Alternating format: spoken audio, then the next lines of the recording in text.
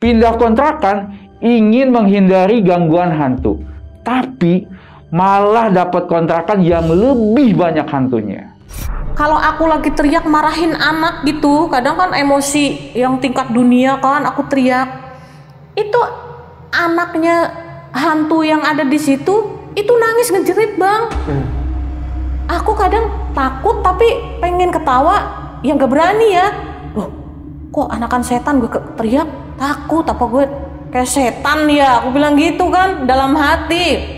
Ini ruang tamu, kamar, ini lorong, ini yang pintu mau naik ke lantai atas sama dapur, terus kamar mandi. Di situ ada kehidupan hantu manusia kerdilnya.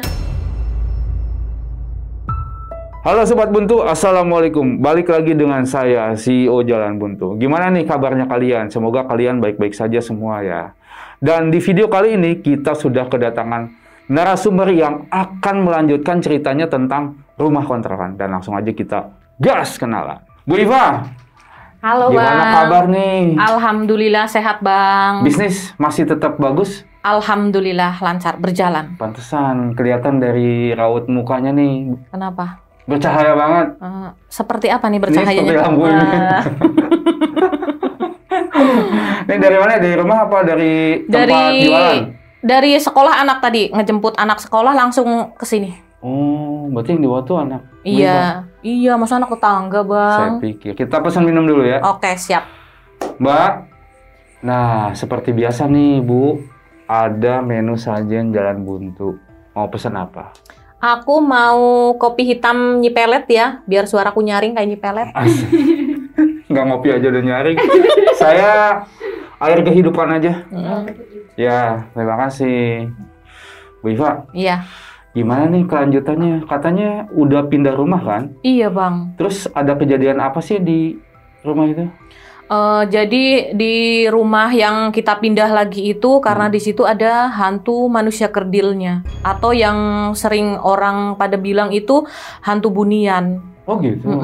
Ada juga itu pocong tapi warnanya itu hitam. Maksudnya yang hitam tuh apanya? Muka sama kain kafanya warnanya hitam. Oh gitu. Iya. Jadi itu sosok-sosok yang Bu Iva temuin? Iya. Oke nih, menarik banget. Penasaran. Tapi setelah minumnya datang kita lanjut ya. Oke Sobat Buntu nih, buat kalian yang penasaran banget dengan rumah barunya dari Bu Iva, pokoknya jangan kemana-mana, tetap di Jalan Buntu.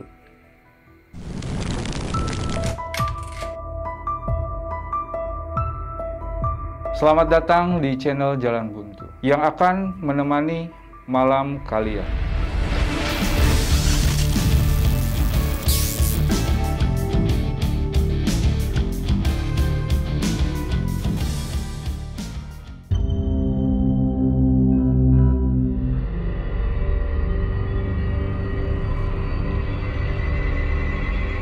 Mbak, nah, Bu Iva. Oke. Kopi hitamnya, silakan langsung dicobain dulu. Kalau kurang, biar bisa diganti. Siap. Makasih Mbak. Iya. Biasanya nggak terlalu manis sih. Pas. Pas. Seperti muka saya. Pas apanya? Pas manisnya, pas cakepnya. Asik. Nggak ada receh saya. Jangan receh bang, transfer. Oh iya. Oke, kita lanjut ya. Nanti siap. setelah itu kita transfer ya. Oke. Bu Iva, jadi awal mula ceritanya bisa pindah ke rumah itu tuh gimana sih? Jadi gini bang, aku kan di kontrakan yang sebelumnya itu kan ada penampakan, ada masalah. Pokoknya intinya ada kejadian yang memang kita harus pindah. Akhirnya kita pindah ke kompleks sebelah. Jadi kan itu masih satu daerah, masih satu wilayah, tapi kayak beda RT RW gitu. Oke. Di situ. Nah, kita itu ngecek sampai 3 kali. Hari pertama kita ngecek ke situ, suami masuk sampai ke lantai atas, sama di situ 2 lantai. Tapi lebih mahalan dikit karena memang kamarnya 3 di situ. Oh, oke. Ada ruang tamu, jadi masuk itu teras dikit, ruang tamu, kamar, terus ada lorong, belakang itu ada tempat makan, dapur, tempat cuci piring, kamar mandi, lantai atas itu ada kamar satu lagi, itu ada kamar satu yang saya tempatin di situ. Udah kita cek semua, siang aku ngerasa oh ya aman, walaupun rumah udah tua, banyak yang harus direnovasi, tapi menurut aku tuh enak dari pandangan aku ngeliatin semuanya sampai ke pojokan kamar mandi. Jadi posisi kamar mandinya itu kan pendek, pintunya pendek, terus ini WC, jadi ada box di sini. Nah, ini tuh bawah tangga, jadi ada kolong. Di kamar mandi tuh ada kolongnya. Dan di situ sama aku itu buat tempat sabun. Oh gitu. Karena aku pikir di sebelah sono semua kan sempit, udah ada shower apa segala macem. Jadi aku fungsikan biar sono tuh nggak kosong gitu. Ngerasa nggak ada apa-apanya, aman semua. Udahlah pulang. Kita ngasih DP sama yang punya rumah. Panjer biar nggak diambil orang. Jadi sebelum masuk, kita kan renovasi dulu Bang rumah itu. Karena lantai atas itu terbuat dari papan itu yang triplek yang tebel itu loh kan ada. Nah semuanya dari papan itu. Ada beberapa bagian yang sudah keropos, rusak, dimakan rayap. Jadi harus dibongkar sama tembok-temboknya kan. Dan kamar yang satunya itu seketanya itu kan nggak full, cuma separoh. Karena kalau pakai AC kan kalau separoh doang nggak dingin nanti jadinya dong. Akhirnya kita fullin yang kamar satunya itu yang di atas. Jadi renovasi itu 2 hari, ngebongkar itu papan semuanya sambil ngebersihin semua rayap-rayapnya, disemprot semua segala macem. Habis itu nunggu nggak bau, baru disiram, dipel semuanya, kita baru pindah masuk. Nah di situ yang pindah, yang ngurusin pindah boyongan itu kan aku nggak ikut. Jadi kalau di keluargaku kalau pindahan laki-laki yang packing, perempuan yang bongkar karena yang tahu nanti posisinya di mana gitu. Suami yang packing semuanya, ngangkutnya dibantuin sama saudara. Aku kan punya saudara, jadi dia lagi cuti karena permitnya habis, kerja di luar negeri. Dia pulang sama temennya. Di situ mereka ngebantuin buat pindahan apa segala macem. Pas waktu itu, saudaranya selesai pindahan langsung balik ke negara asalnya. Karena permitnya di Indonesia udah habis kan, kalau tetangga sebelah cuma 28 hari, 30 hari, tapi kan kita pakainya 28 harian. Jadi dia pulang. Pas pulang juga karena kita waktu itu jualan mangga, jadi di sana katanya mangga kan mahal. Itu satu koper diisi sama buah mangga semua. Oh ya? Oleh-oleh gitu? Oleh-oleh ya, dibungkus pakai koran, dimasukin ke koper. Boleh tapi? Boleh, asalkan baunya nggak menyengat kan. Di situ suami kan dagang. Terus aku sama saudaraku di rumah. Kalau belum nyusul ke lapak, belum gantian ke lapak kan kita berdua yang di rumah. Kita bagi-bagi waktu. Nah, waktu itu aku nyuruh buat nganterin box, jadi kayak bak air gitu sama gayung, itu lupa nggak dibawa. Anterin dulu ke sana karena mau buat ngepel lantainya sekali. Kalau pindahan, aku itu ngepel kan bisa sampai 2-3 kali. Sama temboknya tuh semua dipel sama, pokoknya digosokin semuanya. Dia cuma ketawa-ketawa, nggak ngomong, dia nggak berani apa, belum ngomong. Aku tinggal sholat, kamu sholat juga ya, aku sholat. Udah sholat, ayolah ke sana. Aku nggak berani, hawanya begitu banget, nggak enak gitu. Dia kan bilang begitu. Apaan sih, orang udah aku cek sampai 3 kali juga. Kita juga ke sana rombongan. Berapa kali tuh, 3 kali. Sampai sama tukang apa, nggak ada apa-apa. Apaan sih, udah yuk ke sana bareng gitu. Akhirnya masuklah ke situ. Dan emang berasa Bang, dari masuk kan belum ada 6:30. Pokoknya kita azan waktu itu kan karena lagi panas itu, sebelum jam 6 itu kan udah maghrib kan. Belum ada 6:30 kita masuk ke situ. Jadi hawanya itu udah berasa nggak enak di bawah. Kok begini kayak gitu. Tapi cuma dalam hati karena ada anak aku kan yang SD ngikut. Aku nggak berani ngungkapin. Aku selalu ngomong hal yang mistis itu dia nggak boleh denger. Karena nanti dia jadi takut. Akhirnya aku naik ke lantai atas, kamar yang mau aku tempatin sama anakku tempatin di situ, Bang.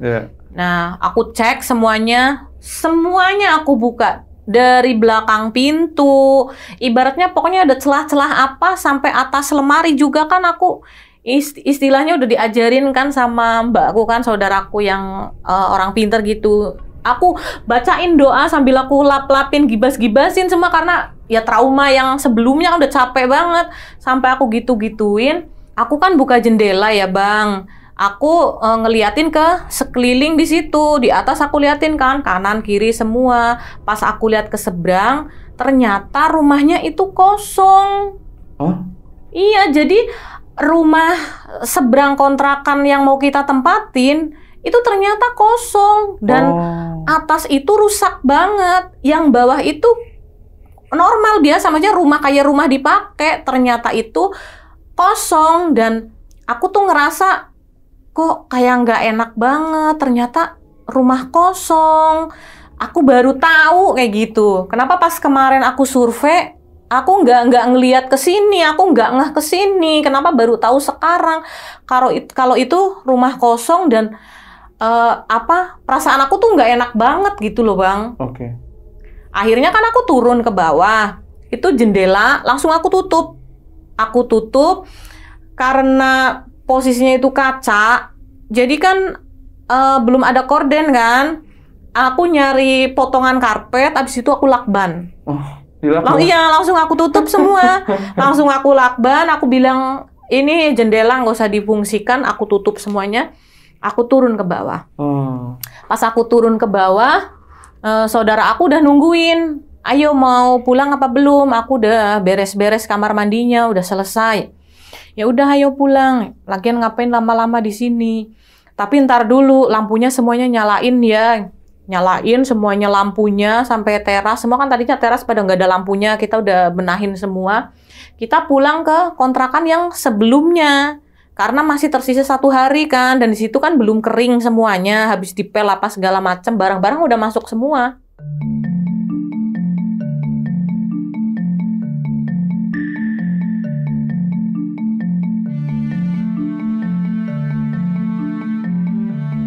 Besoknya kita kan pindah yang bener-bener pindah semuanya, bener-bener hati-hati. Jam berapa pindahan? Pindahan itu kita sore, abis asar.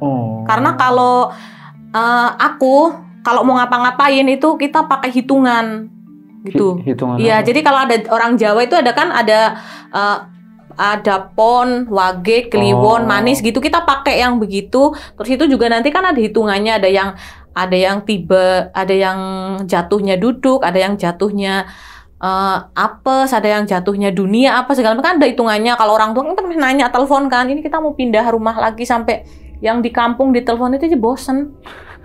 Perasaan kamu tiap kayak sebulan deh pindah gitu, emang nggak capek? Capek sih, tapi mau gimana lagi? Udah nanya, habis asar kita pindah. Kita bawa syariat. Katanya suruh bawa, kan yang warnanya putih-putih kan, 3 macam aja, beras, garam, sama air. Kataku gini, Bu, bisa nggak 7? Aku bilang gitu. Aku kan orangnya gitu kan, 7 biar tambah banyak rezekinya, aku bilang gitu. Ya nggak apa-apa, Neng, cari aja yang putih semuanya 7. Akhirnya aku nyari apa? Garam, beras, air putih, terus aku nyari gula yang warnanya putih. Terus apalagi ya, pokoknya tepung. Iya, tepung, terus sabun yang warnanya putih. Jadi aku intinya yang digunain di dunia itu komplit kayak gitu loh. Terus aku tambahin, Bu, ini yang satu susah banget, mau bawa bawang apa bawa micin? Jangan bawang, udah micin aja, nggak apa-apa, orang buat ini genep-genep doang gitu kan, kamu maunya 7. Ya udah, di situ biasa kan, taruh di mana, Bu? Taruh di dapur, kamu baca bismillah. Ngaji, Bang. Masuk ngaji, baca tahlil, baca yasin, baca surah inti yang ada di Al-Quran. Kan ada tuh beberapa surah-surah inti.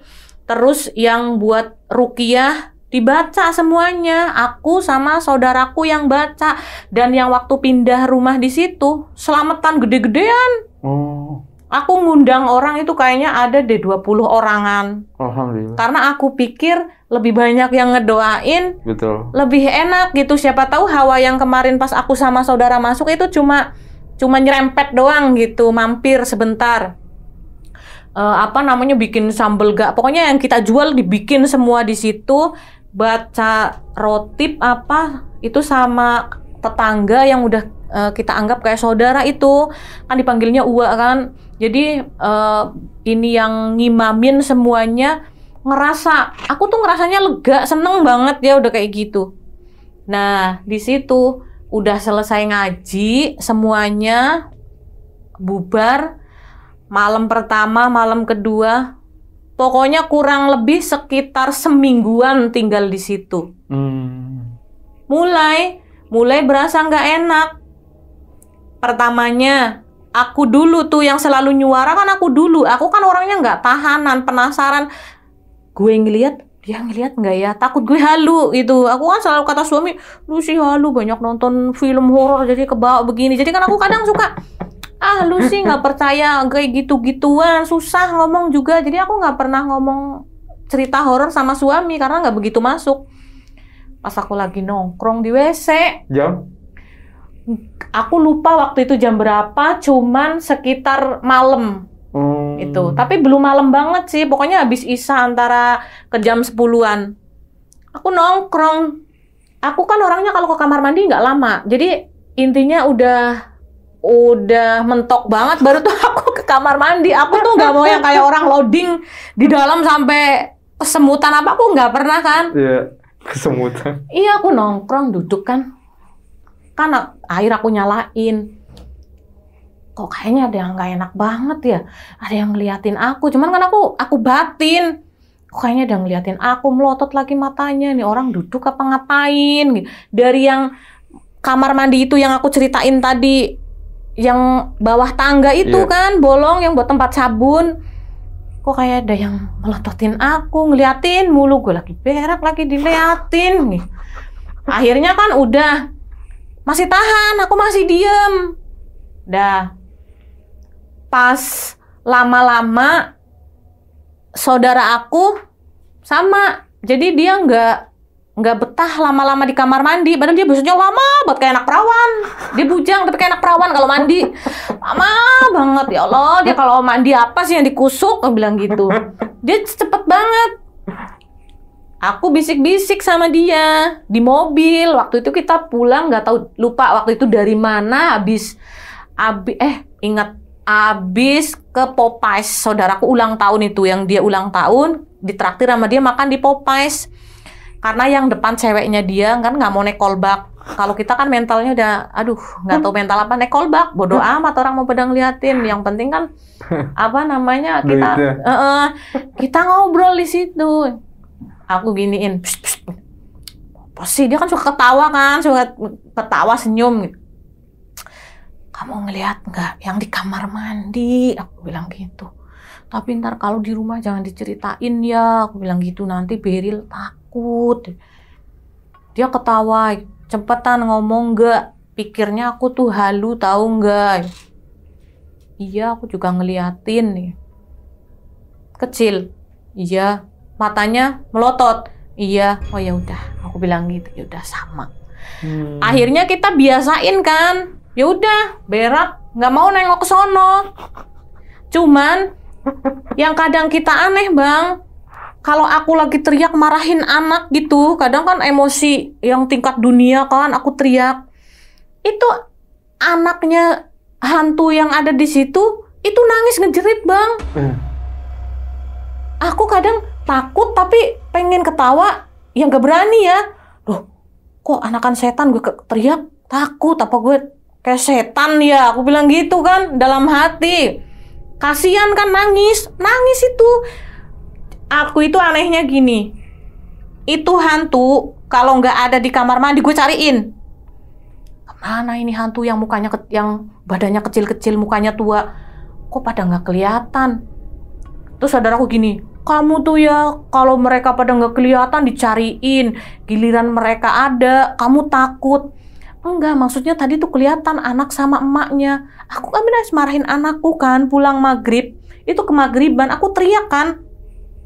Dia nangis loh, nangis kejer kayak anak kecil, aku bilang gitu. Takutnya dia mati, ntar aku diserang sama bapaknya. Aku bilang, oh kamu mau berlebihan banget.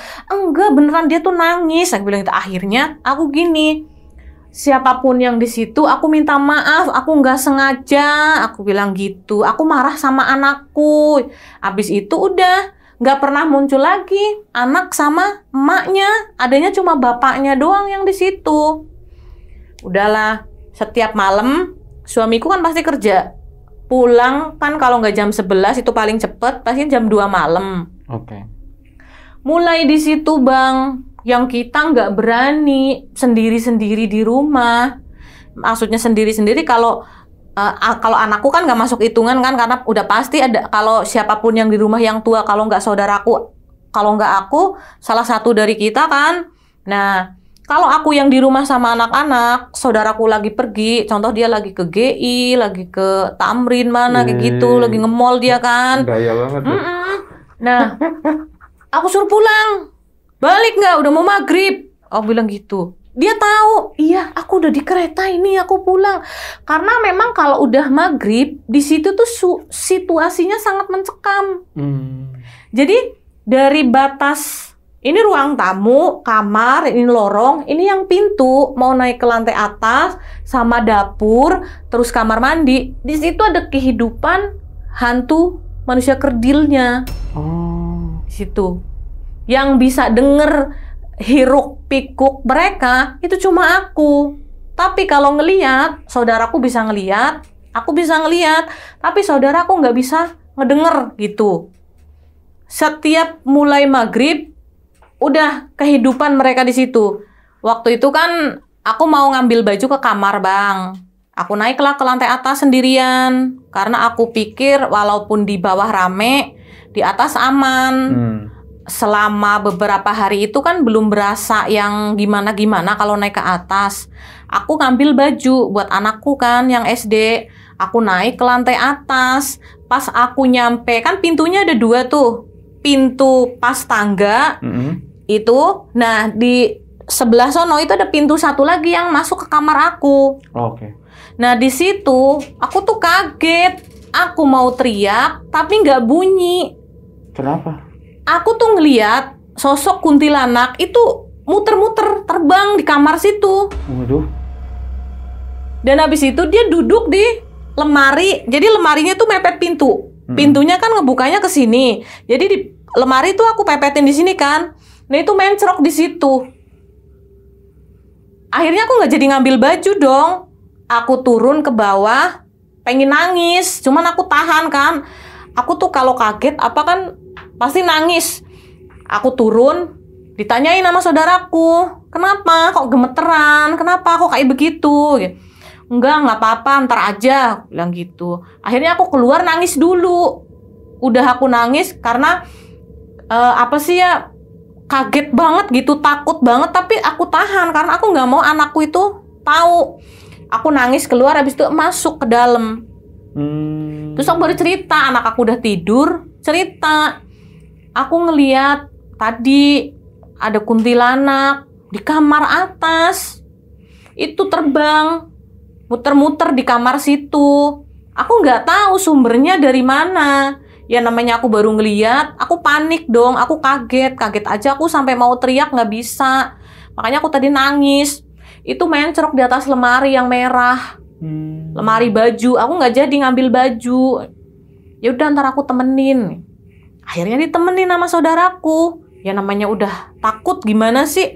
Jadi jalan kita kayak robot kayak gitu loh. Jedanya, kamu jangan jauh-jauh loh. Aku bilang gitu, aku sampai aku pegangin bajunya kan, takut dia kabur gitu. Aku ngambil baju, semuanya akhirnya aku ambil.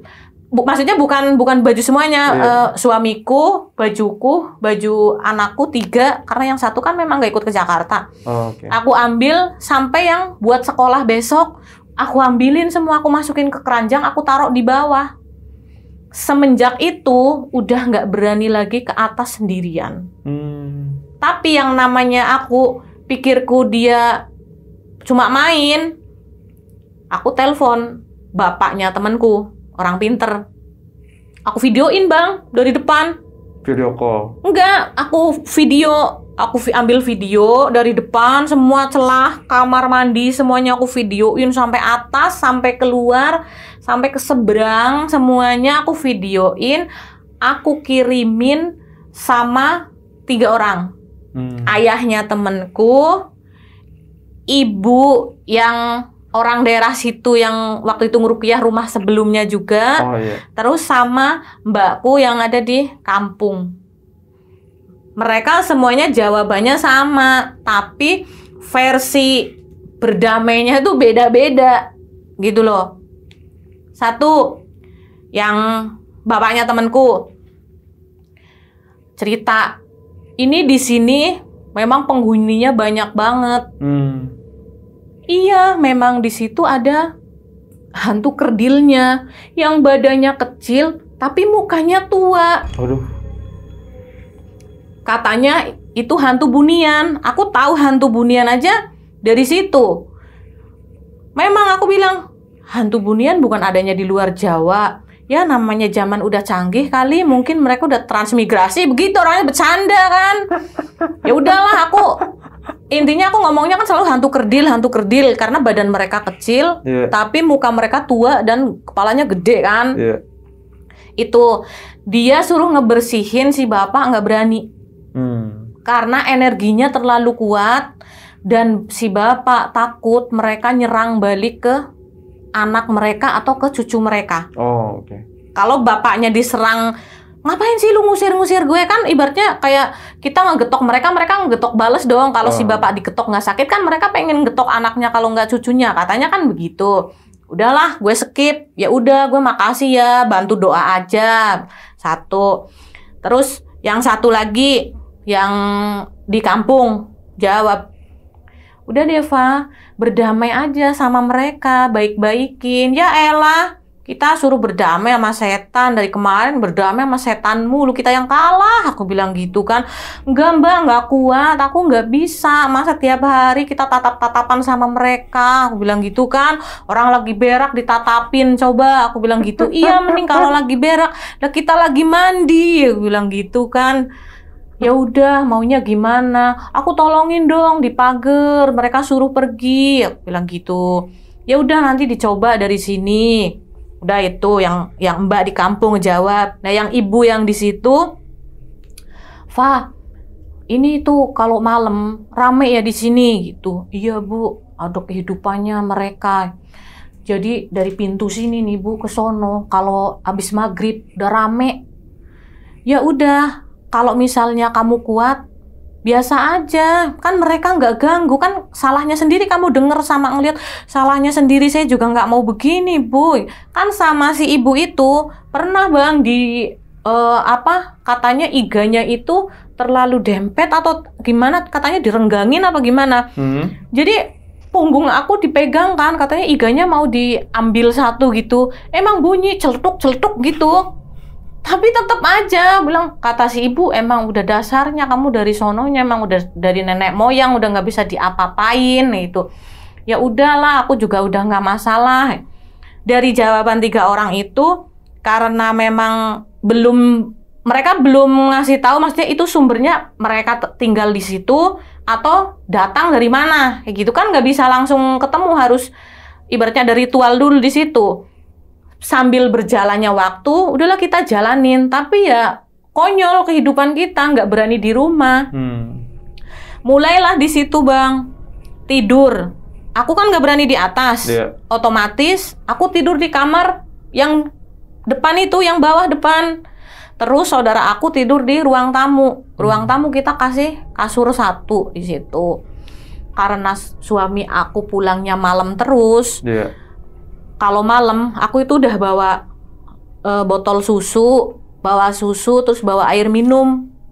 Anakku yang kecil itu kan takut minta susu, udah tinggal bikin aja di situ. Tapi ternyata aku sama aja nggak bisa tidur di situ karena kedengeran dan ngeliat gitu.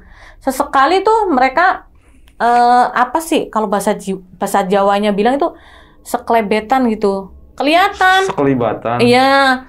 suaranya juga kedengeran. Riuh, hiruk, pikuk mereka itu kedengeran. Kan nggak pernah bisa tidur. Saudara aku yang di depan itu tidur ya, tidur posisi tidur. Aku baru merem tuh. Pertama itu suami nggak di rumah. Kemana tuh suami? Masih kerja. Aku baru merem, saudara aku tidur, itu tiba-tiba dia mengeram. Jadi kayak orang ketindihan, tapi kok suaranya keras banget, kayak dia kayak orang pakai bantal gitu deh. Jadi kan, gitu. Apa namanya? Dia kayak orang megap-megap. Nah, aku kan langsung bangun kan. Itu yang pertama aku masih bisa bangun itu. Bangun. Kenapa? Nggak apa-apa. Dibawa istighfar. Kalau orang Jawa kan digawa nyebut. Istighfar. Ingat sama Allah. Aku bilang gitu. Iya. Aku pikir kan biasa. Udah tidur lagi. Besoknya aku cerita sama suami mau berangkat kerja. Si Mas malam. Kenapa? Tidur kayak orang apa? Pakai bantal ngeram begitu. Untung aku tuh baru merem, kaget aku. Lah kamu sih tidur nggak baca doa gitu. Apa udah segala aku doa, aku baca kok, aku bacain semua. Udahlah cerita kayak gitu. Malam aku bilang sama suami, nggak ada ya pulang lebih jam 12 malam. Pokoknya sebelum jam 12 udah harus di rumah. Loh kenapa? Woi mencekam banget, aku bilang gitu. Saudaraku juga bilang gitu, iya. Pulang pokoknya sebelum jam 12 malam, nggak berani kita di rumah. Jadi kalau ada suami itu kayaknya kok adem banget gitu loh. Terus suami aku kan suruh aku tidur itu depan pintu. Kayaknya aku merdeka banget kalau di situ. Malam itu lagi bang, saudaraku kayak ketindihan, tapi lebih keras lagi suaranya. Jadi aku udah tidur nyenyak, dia mengeram. Jadi merem kan, cuma dia gitu kan. Tapi napasnya tuh kayak sesek banget. Aku denger tapi nggak bisa bangun. Tolongin itu, tolongin. Aku langsung kayak gitu. Tolongin itu, tolongin. Suamiku baru merem, lompat langsung. Panik kan? Kenapa? Belum bangun itu, masih kayak gitu. Akhirnya dibangunin. Ditepok punggungnya. Nah, di situ bilang suruh dibalik bantalnya. Posisi tidurnya juga dibalik, terus baca doa lagi ya. Itu. Iya. Kan malam nggak mungkin dong kita cerita-cerita karena anakku juga pada bangun kaget. Besok paginya pas lagi sarapan baru cerita. Kenapa? Aku tuh kalau tidur udah 2 malam ditungguin mulu sama kuntilanak gitu. Bilang cakep nggak gitu. Oh apaan sih nanyanya begitu, mana aku ngeliat mukanya. Jadi bukan rasa, tapi kayak dia tidur si kuntilanak itu di sebelahnya gitu. Akhirnya kan manggil si ibu lagi kan, suruh datang. Bu, ini si Mas kalau malam tuh begini, udah 2 malam begini terus, minta tolong, kasihan malam itu nggak pernah bisa tidur. Kita juga akhirnya kaget, dibaca-bacain sama ibunya, terus pokoknya intinya kayak diruqyah kayak gitu ya, gampangnya ruqyah kayak gitulah, nggak tahu didoain apa. Terus di bawah bantal itu nyoba dikasih bawang. Sama pokoknya bantal dia spesial, nggak boleh buat orang lain.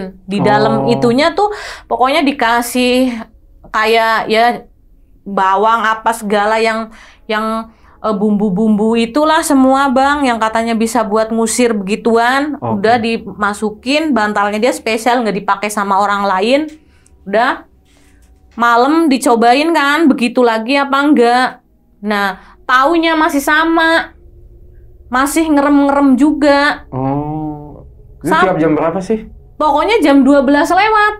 Jam 12 lewat, menjelang pagi juga belum, kataku paling itu sekitar jam 1:30-an gitu. Pasti seperti itu. Akhirnya kan capek. Udah deh, gini. Aku tidur di kamar takut. sampai pagi, walaupun ada suami, tetap aja mesti tidurnya nggak tenang gitu. Jerjepan, takut, namanya takut kan khawatir.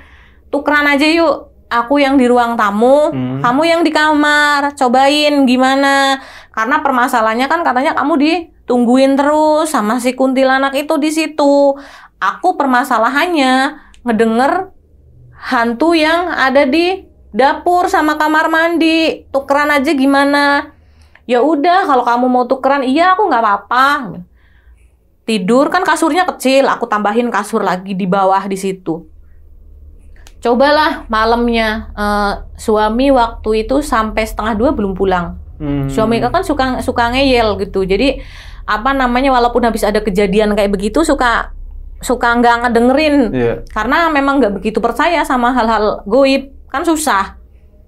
Aku tiap malam bawa air, bawa susu apa segala macam, persiapan semuanya. Alhamdulillah malam itu aman, Bang. Aku paginya nanya, bisa tidur? Bisa. Oh ya udah, berarti oke, Fik, kita tukeran kamar. Aku bilang kayak gitu. Ya udah, oke, kita tukeran kamar.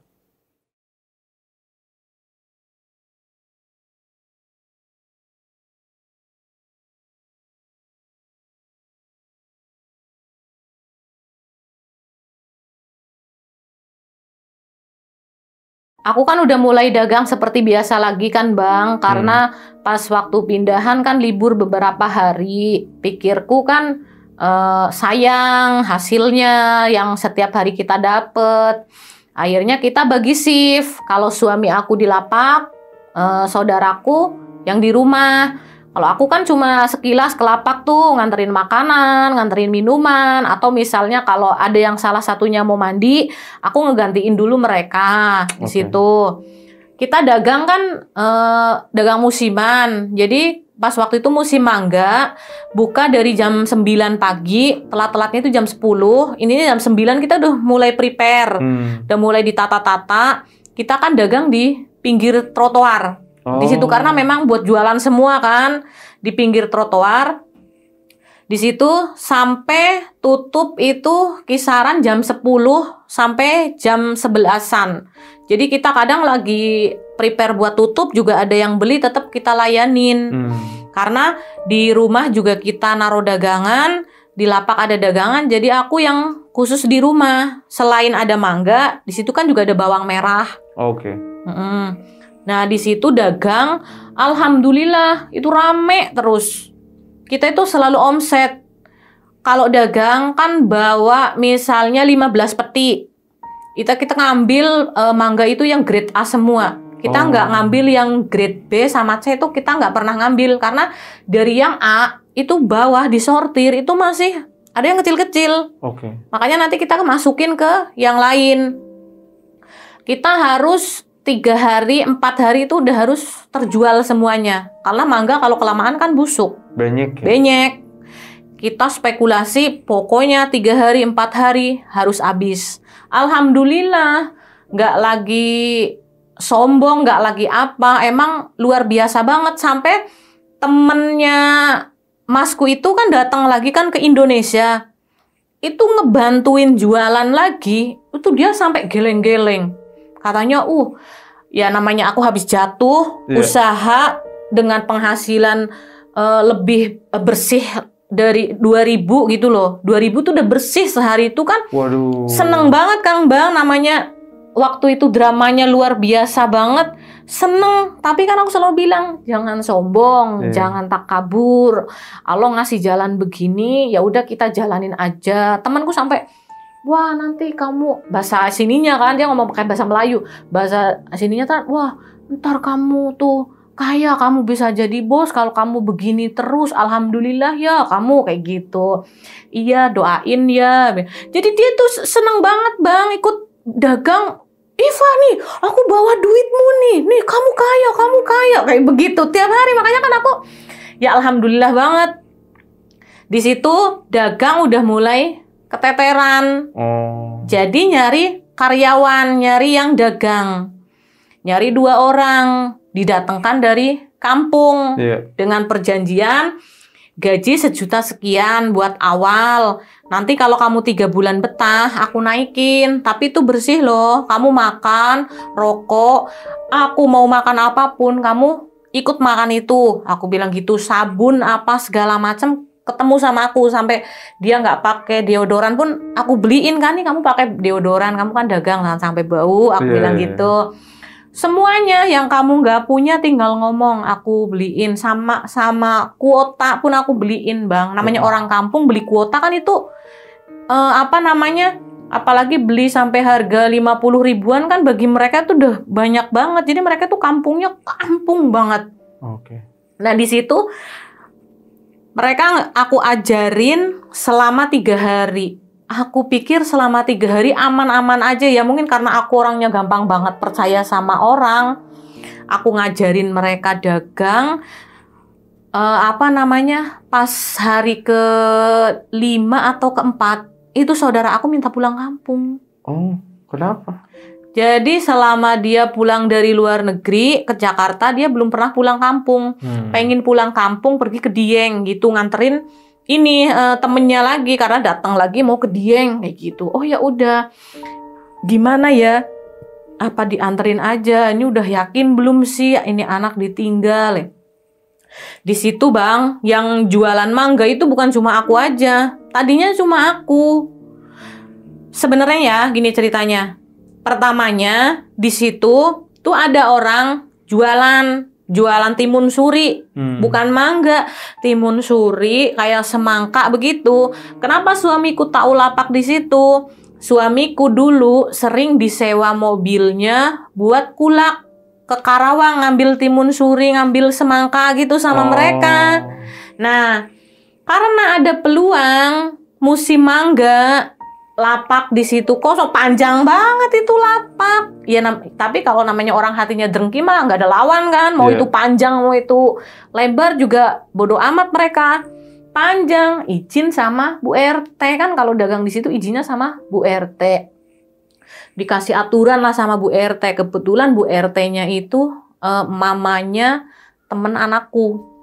Di situ dikasih izin dengan aturan harus tertib, nggak boleh kotor, sampah diurus sendiri. Pokoknya intinya nggak mau merusak lingkungan. Oke, siap.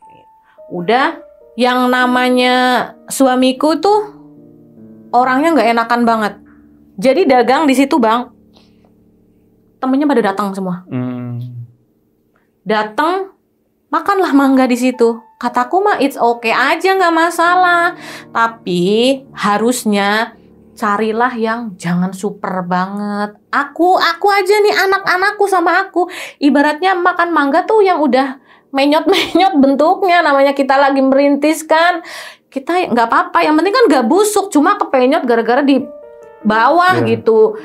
Mereka itu nongkrong di situ, makan minta dimakanin, minum minta diminumin, makan mangga di situ, pulang bawa buat anak istrinya. Sehari 2 hari, aku mah biasa aja. Lama-lama saudaraku bilang, nggak bisa Iva kalau begini. Kita aja makan itu milih yang udah buruk rupa. Kok mereka ngebawa seenaknya kayak nggak punya dosa begitu. Nggak jadi nanti lama-lama. Bilang sama suamimu, suruh jangan nggak enakan banget. Lah kita beli es kelapa, mereka minta beli es kelapa. Lah mereka ngapain? Orang nongkrong, nggak kerja di situ. Kita mau ngempanin orang nganggur. Ya nggak bisa. Kupikir emang bener dong. Akhirnya aku nyapamin terus ke situ Bang. Tapi kan yang jualan timun suri sama semangka itu, yang tadinya nggak jualan, tiba-tiba dagang lagi. Karena ngeliat punyaku rame. Punyaku kan juga jualan bawang merah musiman kan. Kita ngambil itu bawang merah Brebes, tapi katanya ditanam tuh di NTT atau di mana gitu. Jadi emang datangnya tuh dari Bima, di Bima. Oh, NTB. Iya, NTB itu dari Bima. Katanya bawang Brebes, tapi bibitnya Brebes, tapi dibawa trans ke Bima gitu. Punya langganan catering kita. Setiap hari alhamdulillah tuh 5 kilo. Waktu itu tuh bawang merah lagi 27.000. Tuh waktu itu. Setiap kali ya namanya orang ya, dia tadinya timun suri sama semangka, ngeliatin mangga sama bawang merah, kok kayaknya punya si Rinda bagus banget, selalu dikeruputin orang gitu kan. Bahkan karyawan cabutan itu aja kita punya 2. Karena buat yang di mobil juga, yang di lapak situ juga, yang di rumah kadang aku misalnya pergi, aku minta tolong sama anaknya tetangga suruh ngejagain. Di situ mereka mulai memanas. Jadi ikut jualan mangga juga, ngambil dari pasar Keramat Jati. Oke. Tapi mangga itu nggak semuanya bagus. Mangganya mereka itu katanya asem, mentah. Jadi tetap pelanggan itu ngambil ke punyaku. Di situ karena rame-rame, akhirnya aku kan punya sahabat juga, Bang. Sahabat aku juga dagang buah, dagang sayur dari zaman dulu banget. Ya namanya usaha, apalagi sahabat, aku nggak ada maksud buat nyaingin ataupun buat nyeleding gitulah kasarannya, nggak ada sama sekali.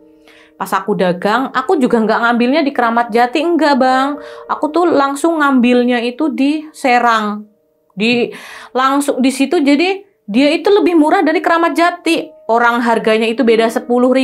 Waduh, jauh juga ya. Makanya kan kita sekali ngambil kan 1 mobil ke sana.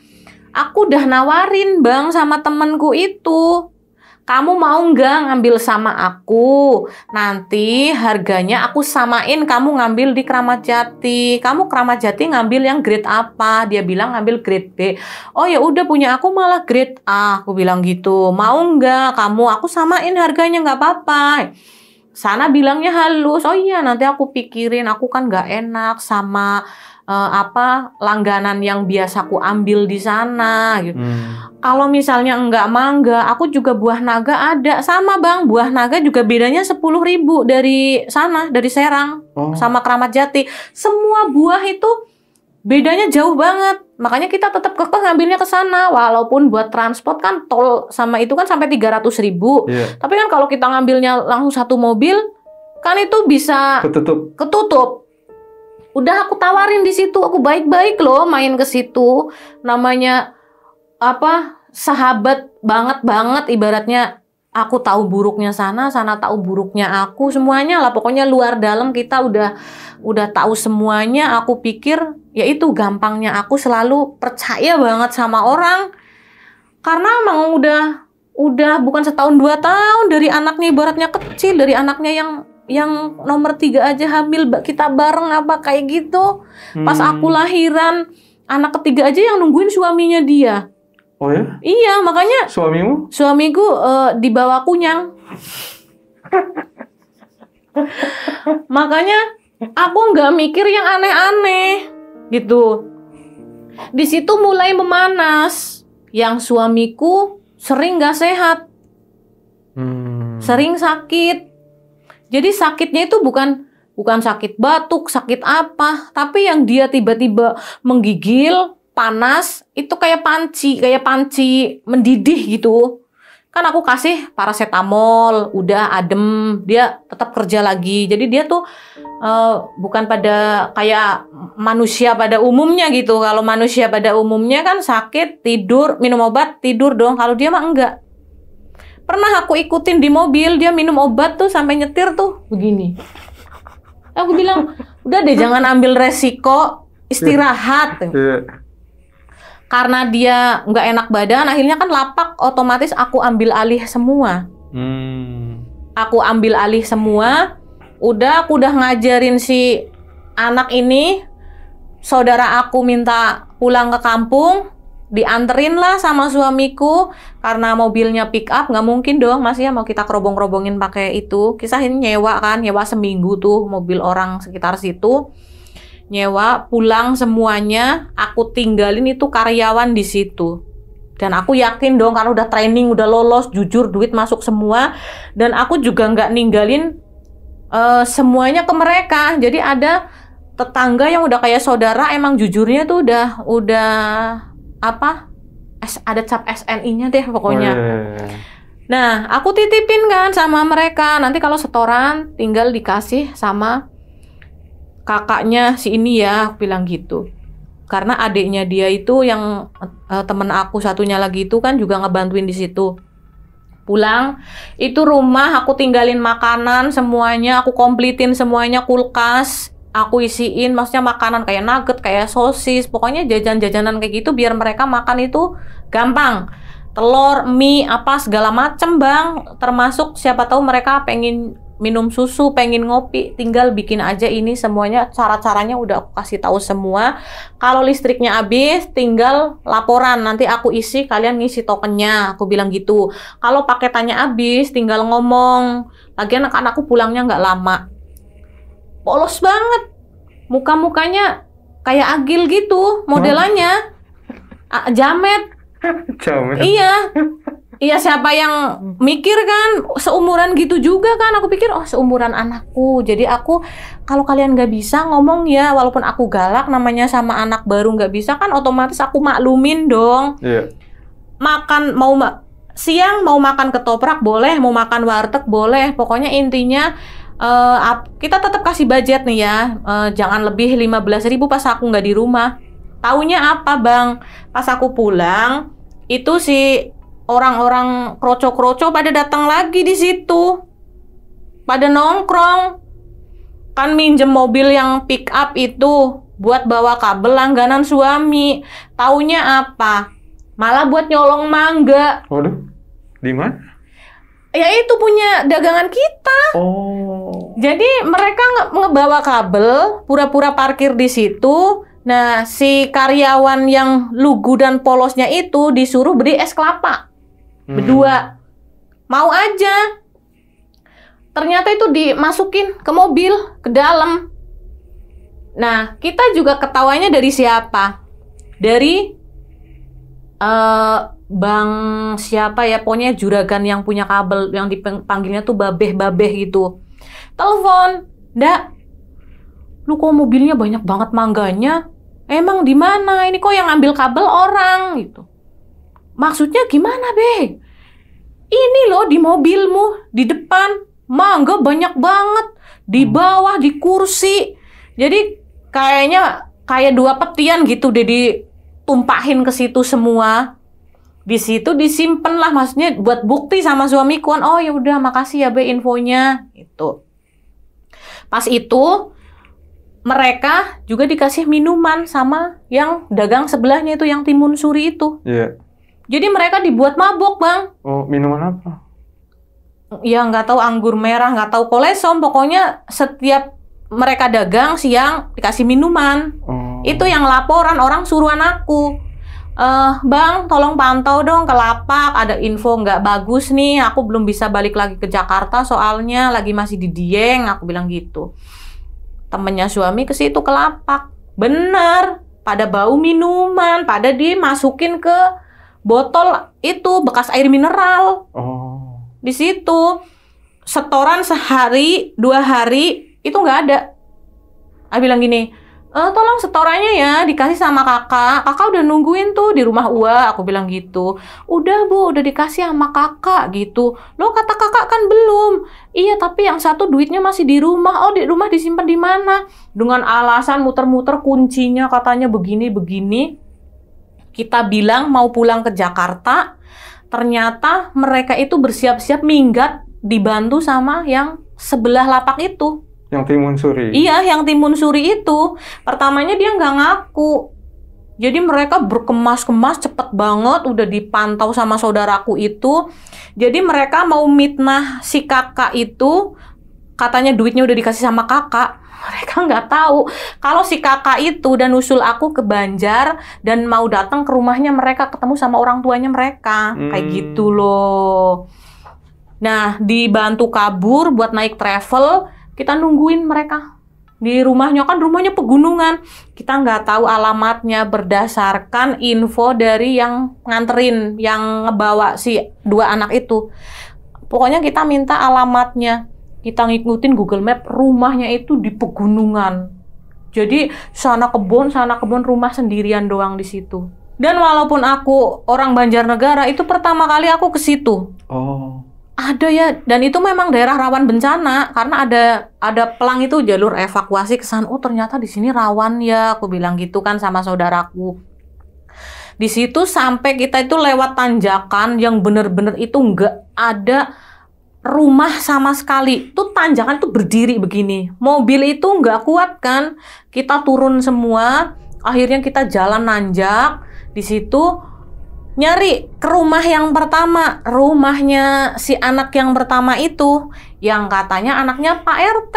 Oh. Makanya aku kaget, anaknya Pak RT kok kelakuannya begini, kayak gitu kan. Pikirku kan ya maksudnya apa orang dibutuhin masyarakat harusnya kan nyontohnya ini yang bagus. Datang ke situ, itu tanah semua bang, untungnya itu nggak hujan. Jadi tanah yang gambut kayak gitu loh. Ngoser lagi di situ mobilnya, Livina yang zaman dulu kan pendek banget. Oh. Masuk situ, turun lagi kita semua, ngoser, udah datengin ke anak yang kedua. Ternyata di rumah anak yang kedua itu, bapaknya si anak yang pertama udah di sono. Pak RT itu? Iya, Pak RT-nya. Karena udah diinfo sama orang yang ngebawa sama aku itu udah diinfo. Katanya anaknya itu menyelundupkan uang dagangan gitu. Jadi mereka kepengen berunding, maksudnya pengen ngobrol secara baik-baik gimana penyelesaiannya gitu. Di situ, di rumah anak yang kedua, ketemu suami istri. Bapak ibunya si A sama bapak ibunya si D di situ semuanya. Habis itu yang nganterin pamit, Mbak, maaf aku nggak bisa nungguin, aku nggak mau ikut campur, silahkan diurus, kalau butuh bantuan yang lain saya siap. Oke, saya bilang makasih ya udah dianterin. Di situ kita nongkrong nunggu lama banget, pokoknya sampai pagi bang. Tuh, itu hari pertama. Di situ udah kita bilang maunya kita, kalau memang mereka nggak salah, nggak ada main sama sebelah kita, ayo kita baik-baik ngomongnya. Saya juga nggak bakalan ibaratnya ngehajar anak orang, ada hukum, saya bilang gitu kan. Kita ketemu ngobrol baik-baik, udah anaknya di sono aja, nggak apa-apa, saya bilang gitu. Mungkin karena saking takutnya mereka, udah bener-bener salah kan, dari mabok-mabokan, ibaratnya ikut sekongkol, ngejualin mangganya itu, duitnya dipakai nggak jelas sampai jutaan. Itu kan mereka akhirnya takut. Di situ oh ya udah kalau mereka maunya pulang nggak apa-apa. Besok saya harus ketemu sama mereka lagi. Akhirnya kita pulang bang. Kita pulang, tidur, habis luhur kita siap-siap lagi buat ke sana karena memang kita merasa udah dirugikan banyak banget, duitnya itu 3 hari nggak setor sama sekali. Sedangkan barang-barangnya dicek sama temennya suamiku itu kosong, ibaratnya cuma sisa 3 peti doang, itu pun yang kecil-kecil. Kurang lebih berapa juta sih? Kurang lebih pokoknya kerugiannya sekitar 7 jutaan. Oke. Dari bawang merah aku tinggal itu 2 karung besar, yang 1 karung itu sekitar 70 kiloan. Itu sama sekali nggak ada barangnya. Contoh kalau misalnya nggak ada duit, ada barang dong. Di situ malam karena kita mampir dulu makan di jalan, sampai sono tetap nyasar kita ya, namanya baru sekali ke sono. Ini kemana jalannya ya? Kanan apa kiri? Udah deh masuk ke kanan aja. Mentok lah itu, ternyata bukit. Buntu, tapi bukit itu tinggi banget kan. Putar balik. Muter-muter kemana-mana. Akhirnya terakhir nih insting suami, ini kayaknya kesini deh, soalnya rumahnya di tengah-tengah jalan. Jadi jalannya itu aspal halus banget, tapi itu pegunungan semua. Nah bener, nah itu rumahnya tuh. Nyampe di sono bang, ada drama. Bapaknya si D itu katanya udah berangkat kerja lagi, nggak tahu kemana, katanya kerja di gilingan bakso. Terus kunci depan itu nggak ada, jadi kita ngedor-gedor itu lumayan lama. Akhirnya kita telepon sama yang Pak RT itu, bapaknya si A sama ibunya suruh datang ke rumahnya si D. Kita mau mediasi secara baik-baik di sini. Kita obrolin semuanya, tapi kan sebenarnya kita udah mendidih gitu loh. Di situ kita udah ngobrol semuanya, anaknya udah pada kelayaban loh bang. Udah kan siang paginya kan mereka sampai kan, kita pulang terus mereka nggak lama sampai, mereka udah main dan kayak orang petantang-petenteng begini, kayak orang nggak punya dosa kan. Terus masih mitnah temenku itu, si kakak itu, katanya duitnya sama kakak semua, nggak tahu kakak di sampingku duduk. Sama siapa duitnya? Udah dikasih sama si kakak, gitu. Kakak siapa? Aku bilang yakin. Kamu yakin duitnya dikasih sama kakak? Kalau aku berani datengin si kakak ke sini, kamu mau apa? Aku bilang kayak gitu. Kamu mau aku laporin? Aku maunya baik-baik loh. Bapaknya itu sampai nangis, minta sama anaknya mohon-mohon buat jujur biar selesai cepet, nggak bertele-tele gitu. Akhirnya, kamu tahu ini siapa? Aku bilang gitu. Kamu bilang duitnya sama kakak, tahu ini siapa nggak? Aku bilang gitu kan. Nggak tahu. Lah ini yang kamu maksud kakak. Kamu ngasih sama kakak siapa? Aku bilang kayak gitu kan. Kakak H, aku bilang gitu. Yang jualan timun suri itu kan. Bilang kakak H. Di situ, kasih ke situ semua duitnya. Bilang gitu. Kamu tahu nggak kerugianku itu 7 juta? Kamu tahu nggak aku tuh baru bangkit dagang. Aku di situ sampai nahan nangis. Gimana rasanya nggak nangis? Itu dagang modal dari berapa bang? Modal 500.000 loh. Duit dari mana itu? Ibaratnya kita udah nggak dipercaya orang, kita dagang laris malah dihancurin sama anak kecil kayak begitu. Pak, Bapak bisa nggak tanggung jawab itu duitnya semuanya? Mereka menyerah semuanya karena memang ekonominya nggak bagus. Akhirnya aku mintain HP-nya si anak itu berdua semuanya. Di situ aku bilang, aku tunggu etikat baiknya selama sebulan. Kalian harus bayar utang kalian itu, hutang kalian. Di situ tuh kita udah debatnya itu lama karena nggak ngaku sampai mau pagi loh bang, nggak ngaku. Mereka mabok nggak ngaku, mereka nyolong mangga bareng yang dinaikkan ke mobil nggak ngaku. Terus duitnya dipakai buat beli minuman, buat nraktirin itu kroco-kroco di situ kan nggak ngaku. Cuman kan laporan masuk semua, kita ngomong itu ada buktinya dan kita berani mendatangkan mereka sebagai saksi karena aku nggak mau cuma omong doang. Di situ udah aku HP-nya ambil, aku kasih waktu sebulan. Aku nggak mau ngiklasin duit yang 7 juta ini. Kalau kamu nggak mau bayar utang, sampai kapanpun aku hitung utang. Terserah kamu atau orang tuamu. Sampai aku tawarin sebulan kemudian itu mereka suruh kerja lagi tuh tetap nggak mau, maksudnya suruh kerja tapi bayar utang aku potong separuh gitu loh. Aku ngasih kepercayaan lagi, tetap nggak mau. Akhirnya yang satu itu ke Kalimantan, yang satu ya tetap ada gedek di rumah gitu. Itu cuman ya kita nggak ada titik temunya karena udah pagi, udah capek, aku udah bawa HP. Intinya fitnahnya mereka kebuka semua, duitnya nggak dikasih ke si kakak, duitnya sama kamu dikemanain, nominal 7 juta, dagangan nggak ada semuanya. Akhirnya kan mereka cuma minta maaf. Sampai sekarang pun aku kalau inget kan sakit banget. Cuman ya udahlah, aku mencoba berdamai kan sama diri aku.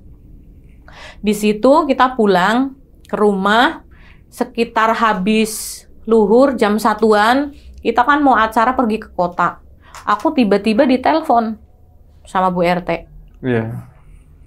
Bu RT tuh tiba-tiba telepon. Aku kan pikir karena nggak pernah ngobrol, aku itu telepon kalau nggak penting banget kan aku nggak pernah mau ngangkat. Contoh, dia udah WhatsApp dulu, mah ini penting dong mau ngebahas lapak gitu. Akhirnya kan aku angkat. Bilang, Assalamualaikum. Ya kenapa Bu? Tadi teleponnya. Aku bilang sorry ya, aku tadi lagi di jalan gitu. Padahal ya aku emang lagi kadang rebahan gitu, karena pikiran juga kan. Cerita, kamu lagi di mana? Gitu. Aku masih di Banjar, aku masih di kampung. Loh emang kenapa? Jadi yang suamiku itu sakit-sakitan bang, itu kan berasa sakitnya itu di sini nih. Kayak kalau orang Jawa bilang tuh di ula-ula, yang punggung belakang sini garis melengkung ke belakang itu, kayak orang kecetit. Itu kan waktu masih di Jakarta itu sekali 2 kali diurut sembuh, kambuh lagi, urut sembuh, kambuh lagi. Diurut di kampung kan, aku belum ke kampung, belum ke Jakarta lagi Bu, karena aku mau ngurut suamiku dulu. Oh iya, cuman aku mau cerita ya, cuman ya sama kamu selidikin dulu. Akhirnya kan karena aku loudspeaker, si kakak juga denger. Loh, kenapa? Coba dengerin gitu. Iya, ntar dulu. Oh ya gimana Bu? Gini, kan lapak kamu tutup. Iya Bu, lapak aku tutup. Kan aku juga habis ketipu sama karyawan aku. Jadinya aku tutup. Aku bilang gitu. Barang-barang dagangan aku tuh nggak ada semua. Habis itu, gini, kemarin ada perempuan itu berdiri di lapak kamu. Aku cuma ngeliatin dari dalam rumah. Aku nggak berani dong keluar. Aku nggak mau nanya-nanya juga. Terus dia itu ngefoto semua lapak aku dari semua sisi. Di foto-foto. Bu, itu ciri-cirinya gimana? Ciri-cirinya itu kan dia perempuan, dia pakai jilbab, dia naik motor mereknya M, warnanya putih gitu. Oh, putih ya? Iya. Motor ini? Iya. Oh iya Bu, terus ya? Iya, cuman kan dia pakai jilbab kan nggak begitu kan, tapi badannya nggak gede banget, nggak kurus banget sih. Abis itu dia nyiram air, abis itu ada yang dilempar ke lapak kamu. Makanya kalau ini dicek deh, siapa suruh ngecek gitu. Oh ya udah Bu, ini kan 2 hari lagi kita mau balik ke Jakarta. Aku bilang gitu, nanti nunggu aku balik ke Jakarta aja, takutnya gimana-gimana. Oh ya udah, yang penting udah aku kasih tahu ya. Ceritalah aku sama suami. Siapa ya? Kok lapak kita di foto-foto begitu? Udah tahu lapak lagi tutup. Ngapain pakai di foto-foto? Kenapa nggak ngefotonya tuh ntar kalau mangganya penuh? Aku bilang gitu kan. Yeah. Aneh banget sih, aku bilang gitu. Ih, capek. Nggak ada selesainya deh ini kehidupan begini mulu. Lagi baru enak-enaknya ngerasain duit, ngerasain bunyi ATM. Gitu duit. Udah ada aja kayak begini, aku bilang gitu kan. Ya namanya orang dagang seneng Bang kalau abis tutup kan aku langsung ke ATM kan, masukin duit. Rasanya seneng banget kan denger bunyinya gitu. Duit gitu kan, baunya aja wangi banget. Nah, di situ suami tuh orangnya nggak mau mikir panjang. Ya siapa? Kayak gitu udah gitu doang. Kalau aku kan nggak diem tapi siapa yang ngapain gitu. Karena si ibu yang biasa aku datengin ke situ juga orangnya dia, nggak mungkin dong aku juga datang ke si ibu itu. Takutnya bentrok, Akhirnya aku kan jaga jarak gitu. Jaga jarak, aku minta tolong sama orang lain. Aku nyari lagi sampai ke Bekasi, ya aku nanya sama mbakku itu, terus satu lagi nanya sama ibu-ibu, aku nggak tahu waktu itu orang mana. Temennya tetanggaku itu di situ. Jadi lewat telepon aku ceritain, terus aku kirimin. Kan berangkat ke Jakarta muatan penuh kan. Ya namanya orang dari kampung kalau balik ke Jakarta kan segala apa dibawa penuh, sampai kita aja semuanya mangku-mangku segala apa dipangku. Sampai di Jakarta, terus si kakak langsung berangkat kerja kan, karena nyampe jam 7, jam 9 dia berangkat kerja. Terus aku tidur bentar, abis luhur aku langsung ke lapak. Nah, di situ aku laporan kan sama Bu RT, aku udah datang lagi ke Jakarta. Di situ aku ngeliatin lapaknya. Nah, di situ tuh ada bungkusan. Jadi bungkusan kayak tanah, nggak tahu itu tanah sawah atau tanah kuburan, ini tanah dibungkus pakai mori begitu. Tapi morinya ya kayak udah dibusuk-busukin begitu. Tapi kataku kayaknya baru gitu, tapi dilecek-lecekin karena kena tanah kali ya. Terus ada sama kayak garam, kayak terus air gitu. Kan aku ciumin kan itunya, baunya. Ya aku pikir kan jadi baunya itu air biasa atau air apa gitu. Aku cium-ciumin semuanya. Oh ya udah gitu, aku laporin. Dan dari 3 orang yang aku tanya, jawabannya semuanya sama. Ada orang terdekat yang kepengen kamu hancur, yang kepengen kamu pisah sama suamimu, kayak gitu loh. Oke Sobat Buntu, terpaksa video kali ini kita potong karena ceritanya masih panjang. Dan inilah cuplikan video berikutnya. Jadi kecetit yang garis melengkung ke bawah ini ternyata digendongin makhluk di situ. Jadi kayak genderuwo bukan, grandong lah bisa dibilang begitu. Aduh. Dan aku nangis di situ. Jadi nangis beneran nih, jadi keinget. Tisunya nih. Jadi apa namanya?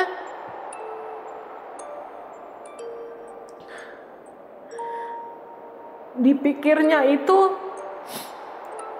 orang mau ngancurin kayak begitu, kenapa kayak gitu loh? Kita kan nggak ada harta, lagi merintis, ternyata gara-garanya duit gitu, biar orang tuanya itu nggak seneng sama suamiku, biar dibenci terus, duitnya kesana terus gitu loh bang.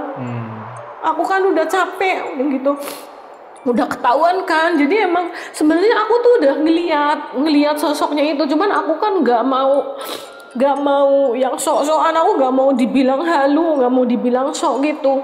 Aku emang kadang ngelihat suami aku itu bukan suami aku.